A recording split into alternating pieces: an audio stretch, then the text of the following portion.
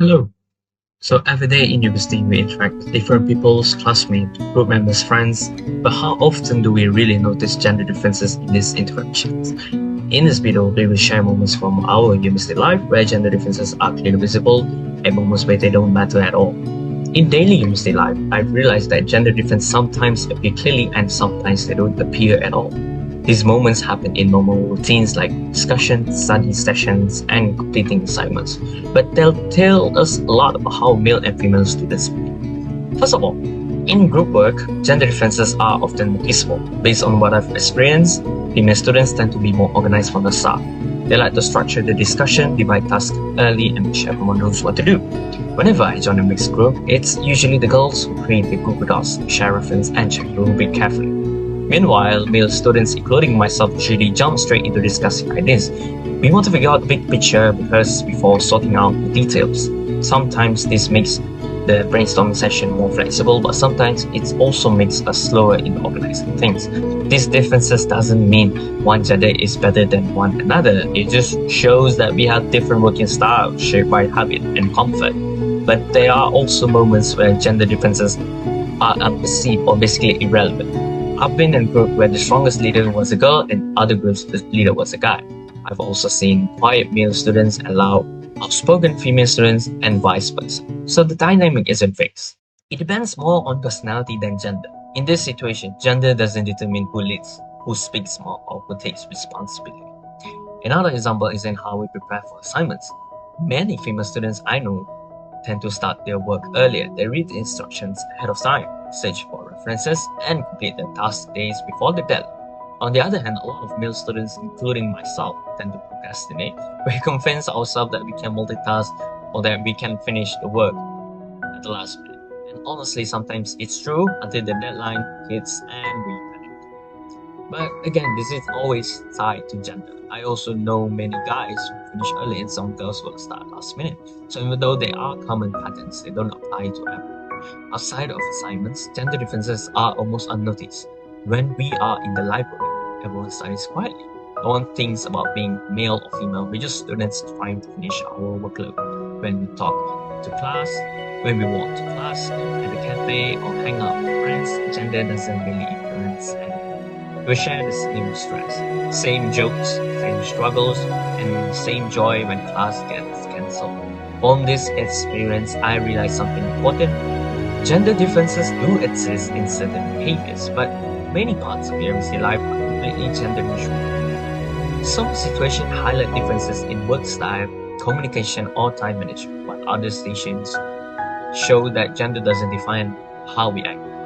University life is a blend of both perceived and unperceived gender differences, and that's what makes it an interesting environment to observe and learn from.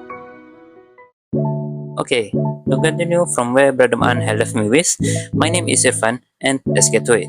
In Malaysia, there is a slight difference on how female and male students approach their assignments.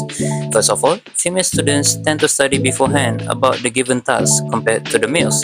This is proven from the study conducted by Mazran et al. In 2031, where they believe that female students were found to develop a surface approach to learning, learn new things from the assessment, and be satisfied more with the teaching compared to males. To simply put, female students rely on memorizing facts and details to fulfill a task, rather than seeking to understand the underlying meaning or principles like male students.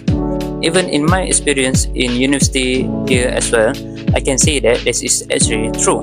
One time when I was in a study group with my friends, I noticed that the girls usually search up for factual matters on the internet when they were to study and will sometimes took notes. Well, most of the time actually. They have this sort of colorful mind map and are easy to refer to. Whereas for me, a male student, I like to understand the definition first, then see how I can apply with my assignments that I would do soon. If it is something about writing an essay, I would choose a topic that I am most comfortable with, and I will write it based on my experiences more rather than including theories in it, since that is how I am more comfortable with. Well, sometimes actually, it depends on the task. And Besides that, female students are also likely to finish their assessments quite early compared to males. Why so?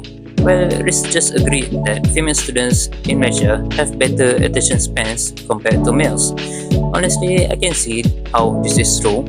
In my opinion, I noticed that my female friends just want to complete everything as early as possible, whereas for males, not all, but most of them, like me, they are likely to procrastinate until the last moment on the excuse of I can multitask. Unfortunately, I also have to agree with this one since right now I am basically doing 4 assessments in one sitting and I don't know whether this is good or not, but hey, as long as it works, I guess. Well then, that's basically it for me. Thank you very much for lending me your ears. Okay, thank you, brother, for the long and a good explanation. Now you are with me, Hakim. We now gonna discuss about the next topic, which is, does gender affect your academic performance at university? So what now we're gonna say about it?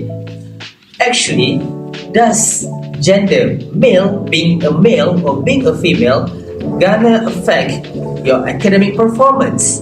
Now, when we go through the studies or go through the research that have been done by the researcher at this university, IIUM, there are so many research that says actually genders doesn't determine how you're being good or not good in academic performance. Why? We take an example. Let's talk about subject, maybe Arabic subject. We can see there are amount of male students and amount of female students that are same in the academic performance, which is both of them is good in their own way. Maybe just like what the brother Ma'an said, that maybe some or majority of students, male students, doesn't do their assignment yearly, but they do the assignment lately. But when it's come to presentation or sharing session or something like being perform any performance, they are the one that who lead the task and being good in their performance. Hence, that show being good in academic performance is not being determined by the gender, but by how passionate you are in those studies. Okay, and now when we talk about, is it really does do that? Yes, it is. Why? Because it doesn't care about the gender. This case, we talk about how you do it, how the self-esteem you put it on your performance. What matter is as conclusion. There are no such as robust evidence that being a female or being a male can affect your academic performance. What is important is the internal things such as self-esteem, motivation, and what make you want to go more through your study is what is more important to do good or make a really great academic performance. Thank you. And now we're gonna move to the next speaker. Thank you, brother. And hi, everyone. My name is Parisha, and we will be moving on into how gender differences are perceived and affect the dynamic of teacher-student interactions in different situations in my university life that I have observed. In short, the dynamic can be subtle, explicit, or even both, depending on genders, because gender shapes social expectation, and these expectations can affect how different genders among students are perceived and unperceived. So let's take a look at the main differences commonly found between interactions. Alright, so let's delve into the perceived gender differences, where the differences are very obvious between lecturers and students. There has been a study done by MyHill 2002, where male students receive more attention from educators, but often due to disciplinaries. I would say that is not always the case, because what I do notice is that, yes, even though male student does get more attention from lecturers, but mostly on positive sides, because each time during official or unofficial presentation happening in class, male students often perceived as more confident and outspoken, which in return they receive more challenging, tougher questions or even correcting their behavior as lecturers expecting them to take the lead. And meanwhile, female students, on the other hand, perceived as more organized and detail-oriented, where lecturers here do praise them for their neatness and politeness, which met the expected proper norms for women. And talking about attention in general, lecturers here do actually give extra attention to those who are actively participating in class, regardless of gender. And next, both gender are also unperceived in certain situations where neither the lecturer nor students actually fully realize the changes of the interaction dynamic in the conversation. Okay, so in this context, the differences of feedback, tone, and delivery can be seen in interactions in terms of criticism.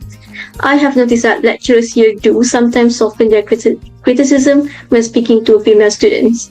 For example, it's okay, try again next time. While male students, on the other hand, receive much more direct feedback. For example, this does not look consistent, you need to fix this. So the key differences here is that the male counterparts tend to receive more rigid, task-focused feedback, while female students receive emotional-based feedback. But most of the time, every student, regardless of gender, do receive straightforward criticism, or the other way around, depending on the lecturer as well. Yeah. So in addition, there is a huge difference in body language as well, where some lecturers do keep their proximity from either male or female students due to religious modesty to keep distance, because here in Malaysia, the interactions tend to become more relaxed and casual when it comes to the same gender interaction. So to conclude, gender influences lecturer-student interaction in both visible and invisible ways, where this dynamic actually shapes how students communicate, how feedback is delivered, and ultimately demonstrates the study culture unfold in Malaysian universities. Therefore, this observation advocates for more balanced, supportive, inclusive academic space for everyone, and thus breaking the stereotype. So that's all from me, and I shall pass the floor to the next presenter. Thank you, sister. Hi everyone, I'm Nisa. Next, I'm going to share a situation from my daily university life, who usually takes leadership role in clubs or student activity, and how this connects to gender differences or sometimes the lack of them. So at my university, I've noticed something interesting. When any club project start, everyone get excited and start sharing ideas, but when it's time to choose a leader like a president, team head, or project coordinator, the room becomes a bit quiet, and this is where gender start to appear in small ways. Sometimes people automatically look at the guys first. It's not because a female can't lead, it's just that there is an unspoken assumption that men are more suitable to handle responsibility, make decisions, or manage conflict. I've seen situations where a girl volunteer confidently, but people still check if there are any male students who want the role first. This shows how gender is perceived in leadership.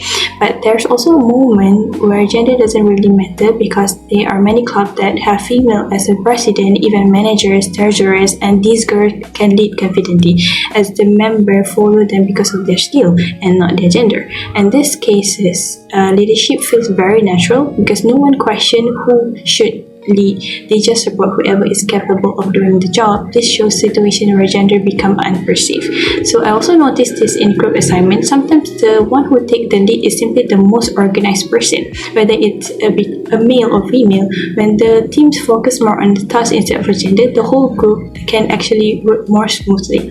And from this daily experience, I realized that gender differences in leadership still exist, but they are not always obvious. Sometimes they are appear through assumption of or expectation of people, and sometimes these perceptions disappear when people focus more on teamwork, skill, and willingness to help in the group. So in the end, gender differences in university life can be both obvious or a bit subtle, because when people make decisions based on assumption, these gender differences can suddenly become stand out.